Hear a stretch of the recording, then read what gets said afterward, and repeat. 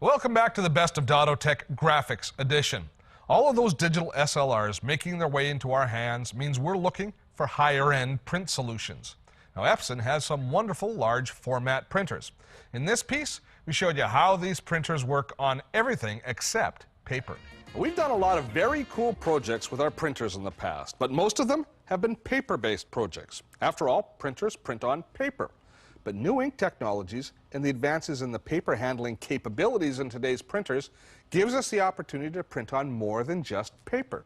Epson makes canvas for their printers, and it comes in rolls. You have to cut it down to size before printing, but you can make beautiful paintings like this. Now, there are two things that a printer needs to do before you can print on different media. First of all, you have to have a feed mechanism to allow for different media types, and you need an ink that's going to work on different medias. It really all comes down to the ink technology, because not all printers will, for example, print on canvas. For this printer, though, it's a piece of cake, because Epson's Ultrachrome inks are pigment-based inks. Now, most printers use dye-based inks. And there's nothing wrong with dye-based ink. It's fine.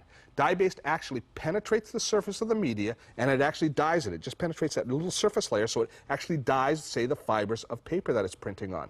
But pigment-based inks are like paint. The ink rests on top of the media, and then it bonds to it. So for things like a canvas, if you had a dye-based ink, it would spread within the canvas. You wouldn't get a nice, clean image.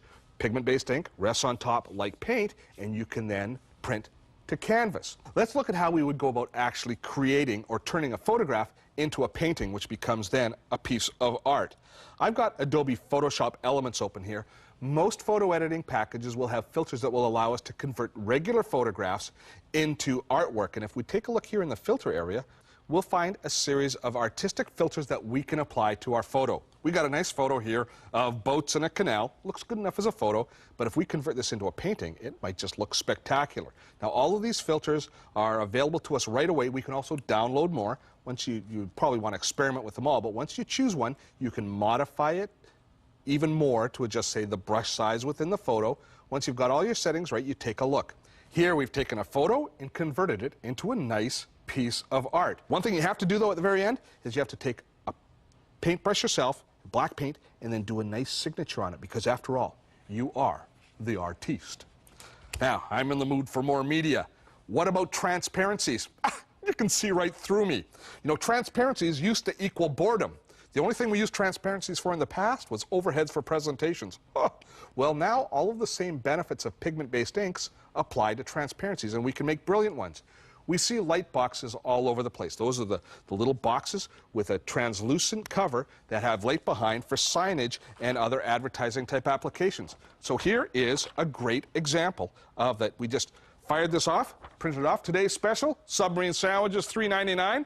Looks delicious. I'll have 3, thanks. You can use it for restaurant type applications, for trade shows, or any type of signage. There's our logo. Maybe we should incorporate this into the set. A nice light box in the set. Is it time for Extreme Set Makeover, Dotto Tech Edition? Now, transparencies also work great for seasonal projects for kids, window art, things like Halloween or Christmas, being able to create a transparency, hang it in the window, and use nature's light box to illuminate it. Let's move on and look at some other things that aren't paper, such as CDs and DVDs. Now, this is an inkjet printable CD. Now, the key thing about the printer being able to handle inkjet printable CDs or DVDs is you need something called a flat paper path. We can't bend this around a printhead, so we need to be able to take media in flat and then send it out flat, and the R1800 does that with a plumb. Now, you've got a little utility here that ships with the Epson that allows us to label and create our own labels for inkjet printable CDs and DVDs. And the unique thing about this is not just text and graphics, but you can also incorporate photos on it, which can give you some really nice looking labels for your CD and DVD collection.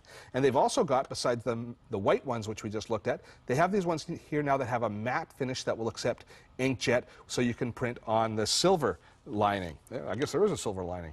If we take a look here, an example of the kind of professional quality that you can put on your own labels quickly and easily. Now, this is ideal for doing things like birthday party videos that you're going to share with your family and labeling your own collection. We need more things that aren't paper. How about T-shirts? T-shirts aren't paper, so you can do T-shirt transfers that says, I'm with stupid, or you can do a black T-shirt that says, I'm with stupid, but I'm wearing a black T-shirt.